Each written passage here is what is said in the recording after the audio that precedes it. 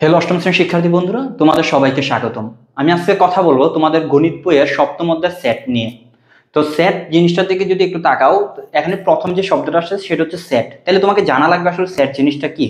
তো সেটকে যদি একদম সহজভাবে আমরা বুঝতে চাই, তাহলে সেট হচ্ছে সংগ্রহ বা সমাবেশ, মানে কালেকশন। সেট হচ্ছে কি? সংগ্রহ। তাহলে তোমাদের মাথায় একটা জিনিস আসতে পারে যে সংগ্রহ, কিসের সংগ্রহ বা কিসের সমাবেশ। যে অনেকগুলো মানুষ আমি জড়ো করলাম সেটাকে আমি সেট বলবো, বা অনেকগুলো জিনিসকে আমি একসাথে জড়ো করলাম এটাকে আমি সেট বলবো। তো তোমরা বাসা বাড়িতে বা আমরা নিত্য দিন হচ্ছে আমাদের দৈনন্দিন জীবন হচ্ছে অনেক ধরনের সেটের নাম শুনি, ডিনার সেট, এই ধরনের অনেক সেটের নাম শুনি। তো এই যে এটাকে গণিতের ভাষায় যদি আমরা সংজ্ঞাটা দিতে চাই সেট জিনিসটাকে, সেটা হচ্ছে বাস্তব বা চিন্তা জগতের। সেটা বাস্তবের হইতে পারে, তুমি মস্তিষ্কে চিন্তা করতেছো সে চিন্তা জগতের হইতে পারে। সুসংজ্ঞায়িত বস্তুর সমাবেশকে সুসংজ্ঞায়িত বস্তু। তাহলে এই যে এখানে একটা শব্দ বলছে সুসংজ্ঞায়িত, এই সুসংজ্ঞায়িত জিনিসটা দ্বারা আসলে কি বুঝেছে?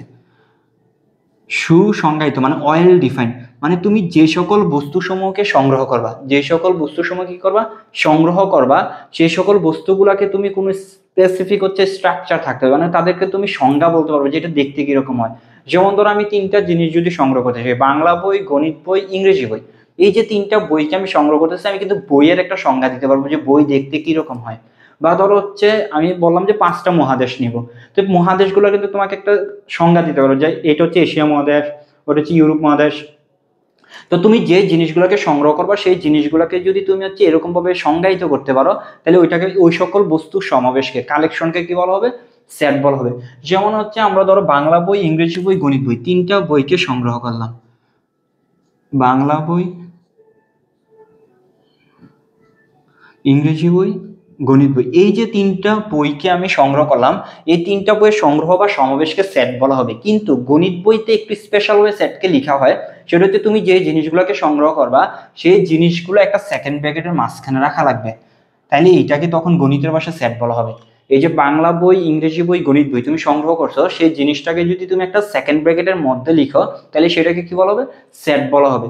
ধরো তুমি ইংরেজি প্রথম 5টা অক্ষর এ, ভি, সি, ডি, ই, এই 5টা অক্ষরকে সংগ্রহ করছো, সংগ্রহ করে সেকেন্ড ব্র্যাকেটের মাঝখানে যদি তুমি রাখো, তাহলে এটাকে একটা সেট বলা হবে। আশা করি তোমরা এতটুকু বুঝতে পারছো। যেমন 2 4 6 8, 2 4 6 8, ধরো এই 4টা সংখ্যাকে তুমি সংগ্রহ করলা, সংগ্রহ করে একটা সেকেন্ড ব্র্যাকেটের মাঝখানে রাখছো, তাহলে এটা একটা সেট হবে। তো এখন এতগুলা সেট আমি তোমাকে বললাম, সেটগুলোর দিকে তাকাও বা সেটটার দিকে তাকাও। এখন তোমার মাথায় ঘুরতে পারে যে আমি কোন সেটের দিকে তাকাবো। তাহলে প্রত্যেকটা জিনিসকে স্পেসিফিক ভাবে চিনার জন্য, আইডেন্টিফাই করার জন্য তাদের একটা নাম থাকা লাগে। এখন ধরো 5জন মানুষ দাঁড়ায় আছে, আমি তাদের নাম জানি না, তাহলে আমি ডাকবো কিভাবে বা কিভাবে বলবো যে ওই লোকটা এই কাজটা করছে? তাহলে এই জন্য তাদের একটা নাম থাকা লাগবে। তো এই জন্য সেটেরও এরকম নাম থাকবে। তো সেটের নামগুলো আসলে ইংরেজি বড় হাতের অক্ষর দ্বারা লেখা হয়। সেটের নামগুলো কি দ্বারা প্রকাশ করে? ইংরেজি ক্যাপিটাল লেটার দ্বারা প্রকাশ করে। ধরো আমি প্রথম সেটটাকে নাম দিলাম এ, তোমাকে এটাকে এ দিতে হবে, এটা কোনো বাধ্যতামূলক না। এই সেটের নাম এ দিবে, এটা বাধ্যতামূলক না, কিন্তু একটা নাম দিতে হবে ইংরেজি বড় হাতের অক্ষর দ্বারা সেটকে প্রকাশ করে। ধরো আমি পরেরটা নাম দিলাম হচ্ছে বি, পরেরটা নাম দিলাম হচ্ছে সি। তাহলে আমরা সেট কাকে বলে এই জিনিসটা বুঝতে পারছি, আর সেটের নামকরণ জিনিসটা বুঝতে পারছি। তারপরে যেটা আসবে সেটা হচ্ছে সেটকে আসলে এই যে সেটের ভিতরে যে প্রত্যেকটা জিনিস, ধরো আমি প্রথম সেট এ সেটটা, সেই সেটের ভিতরে কি কি জিনিস আছে? বাংলা আছে, ইংরেজি আছে, গণিত আছে। এই যে যে জিনিসগুলো দ্বারা সেট গঠিত, এই জিনিসগুলো প্রত্যেকটাকে এক একটা এলিমেন্ট বলা হয় বা উপাদান বলা হয়। তাহলে আমি বলতে পারবো বাংলা হচ্ছে এ সেটের একটা উপাদান, ইংরেজি হচ্ছে এ সেটের একটা উপাদান, গণিত হচ্ছে এ সেটের একটা উপাদান। তার মানে এ সেটটা আসলে 3টা উপাদান দ্বারা গঠিত, বাংলা, ইংরেজি, গণিত। আবার বি সেট হচ্ছে এ, বি, সি, ডি, ই, 5টা উপাদান দ্বারা গঠিত। সি সেট হচ্ছে 2 4 6 8, এই 4টা উপাদান দ্বারা গঠিত। তাহলে সেট যে জিনিসগুলো নিয়ে গঠিত প্রত্যেকটাকে তাদের প্রত্যেকটাকে কি বলবো? এক একটা উপাদান বলা হবে। আর উপাদানের ইংরেজি হচ্ছে কি? এলিমেন্ট।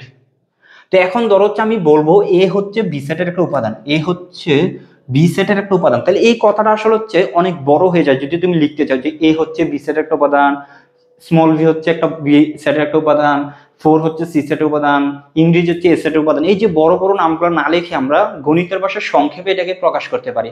তো এই যে এ হচ্ছে এ সেটের উপাদান, সরি বি সেটের, এ হচ্ছে কি বি সেটের উপাদান,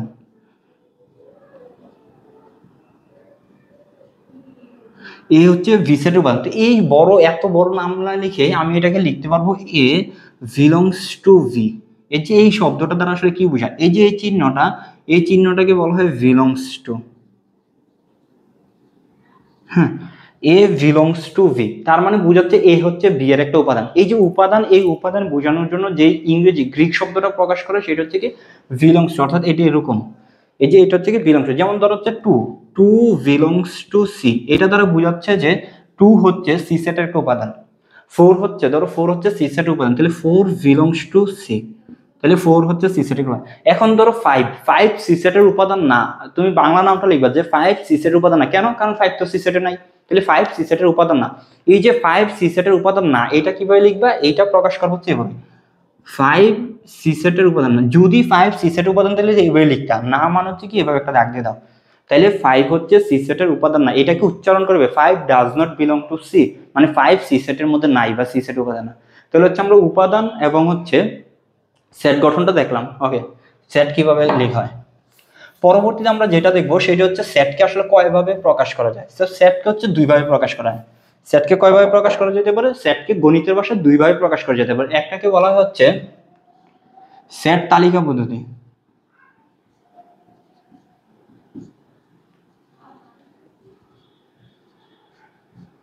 সেট তালিকা পদ্ধতি, আরেকটাকে বলা হয় সেট গঠন পদ্ধতি। তো এই যে দুইটা নাম, একটা তালিকা পদ্ধতি, একটা গঠন পদ্ধতি, এটা দ্বারা আসলে কোনটা দ্বারা কি বুঝে সেটা আমাদেরকে জানা থাকা লাগবে। তো প্রথমটাতে যদি আসো, সেট তালিকা পদ্ধতি, তালিকা মানে হচ্ছে কি তুমি যেই যে উপাদানগুলো দ্বারা সেটটা গঠিত, তুমি প্রত্যেকটা উপাদানকে জানো, যেই উপাদানগুলো দ্বারা সেটটা গঠিত প্রত্যেকটা উপাদানকে তুমি জানো, তখন ওইটাকে বলে তালিকা পদ্ধতি। যেমন একটু আগে আমরা যতগুলো উদাহরণ দিয়েছি, প্রত্যেকটা সেটের মধ্যে উপাদানগুলো কিন্তু আমি নির্দিষ্ট করে বলে দিছি কি কি ছিল। যেমন বি সেটের মধ্যে ছিল হচ্ছে A V C D E, আবার সি সেটের মধ্যে ছিল হচ্ছে 2 4 6 8। এই যে কোন কোন উপাদান দ্বারা একটা সেট গঠিত, উপাদানগুলো যদি তুমি ডাইরেক্টলি এরকম ভাবে জানো, অর্থাৎ কমার মাধ্যমে যদি থাকে সিরিয়াল অনুসারে, ওইটাকে বলা হবে সেটের তালিকা পদ্ধতি। ঠিক আছে, তাহলে এটাকে তালিকা পদ্ধতি বলে। আরেকটা হচ্ছে সেট গঠন পদ্ধতি। তো সেট গঠন পদ্ধতি বলতেছে যে ওইখানে তুমি উপাদানগুলোকে নির্দিষ্ট করে বলে না দিয়ে একটা শর্ত বলে দিবা। যেমন ধরো সি সেটটাকে, তো সি সেটকে যদি আমি ডাইরেক্ট উপাদানগুলো না বলে দিয়ে যদি একটা শর্ত দিতে চাই, তাহলে কি দিতে পারি শর্তটা? আমি বলতে পারি যে এগুলো হচ্ছে জোড় সংখ্যা, এই যে 2 4 6 8 এগুলো হচ্ছে কি জোড় সংখ্যা, এবং তুমি যদি একটু তাকাও এগুলো হচ্ছে 10-এর থেকে ছোট, তাই না? জোড় সংখ্যা এবং 10-এর থেকে ছোট, তাহলে এই শর্তটা হচ্ছে এভাবে দিবা যে সি এর উপাদানগুলো হচ্ছে কি জোড় সংখ্যা এবং তারা 10 থেকে ছোট। এই যে শর্তটা দিছো, এই যে কন্ডিশনটা দিছো, এই শর্তটাই হচ্ছে কি সেট গঠন পদ্ধতি। অর্থাৎ গঠন পদ্ধতি হচ্ছে কি তুমি শর্তের মাধ্যমে প্রকাশ করবা। তাহলে সি সেটকে আমরা যদি সেট গঠন পদ্ধতি লিখতে চাই এভাবে লিখবো। তো যেহেতু আমাদের প্রত্যেকটা এখানে হচ্ছে উপাদান, তাহলে আমি এক্স একটা জেনারেল উপাদান ধরলাম যে আমার এক্স হচ্ছে সি সেটের একটা উপাদান, তাহলে কি হবে? এক্স সাজ দ্যাট এক্স হচ্ছে জোড় সংখ্যা হবে। যেহেতু আমি সেট গঠন পদ্ধতিতে হচ্ছে প্রত্যেকটা উপাদানকে ডাইরেক্টলি বলবো না, আমি একটা কি বলবো শর্তের মাধ্যমে বলবো, তো আমি ধরে নিচ্ছি যে সি সেটের যে উপাদানগুলো হবে ওই উপাদানগুলো হচ্ছে এক্স করে হবে। তাহলে এক্স হচ্ছে কি জোড় সংখ্যা হবে, এক্স হচ্ছে কি জোড় সংখ্যা হবে, এবং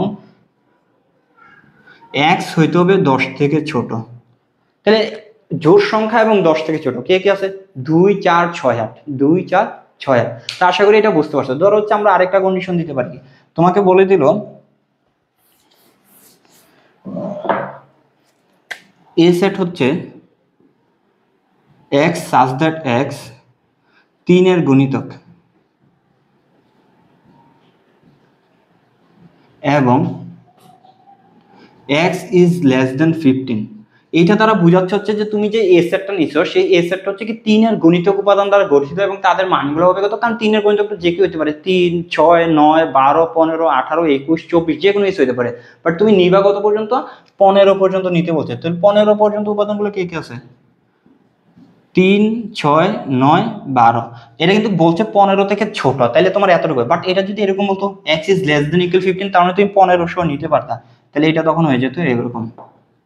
তাহলে এই যে তুমি চাইলে হচ্ছে সেট গঠন পদ্ধতি থেকে সেট তালিকা পদ্ধতিতে প্রকাশ করতে পারবো, আবার চাইলে সেট তালিকা পদ্ধতি থেকে গঠন পদ্ধতি বসা। তালিকা পদ্ধতি হচ্ছে যখন সেটের উপাদানগুলো তোমাকে প্রত্যেকটা বলে দিবে, আর সেট তালিকা পদ্ধতি হচ্ছে কি যখন তোমাকে একটা শর্তের মাধ্যমে হচ্ছে প্রকাশ করা হবে। তো আমরা আশা করি আজকে যে জিনিসগুলো পড়েছি সেটা বুঝতে পারছো।